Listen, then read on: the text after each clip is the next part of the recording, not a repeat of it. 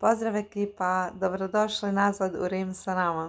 Još uvijek gledate drugi dan našeg boravka u Rimu prošlog novembra i ja ne mogu da vjerujem da je skoro maltene godina dana od našeg boravka u Rimu. Kao što ni tada nisam mogla vjerovati da upravo stojim tu kod Koloseuma i da sam moj san ostvario.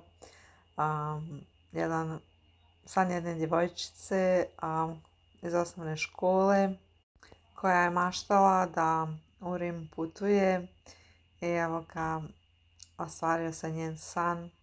Došla je u Rim sa svojim suprugom u odrasloj dobi, tako da je bila neizmjerno srećna. Tako da maštajte ljudi, jer nikad ne znate kad mašta može da postane vaša stvarnost, kao što je ovo prošlog novembra bila moja.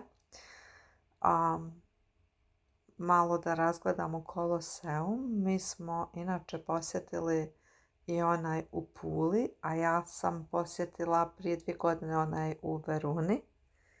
I što se tiče neke uporedbe, ovaj je mnogo veći, znači na snimku ne može to stvarno ni da se skonta, ali zaista mnogo veći i više Koloseuma donosim u narednom videu. Evo, pozdrav!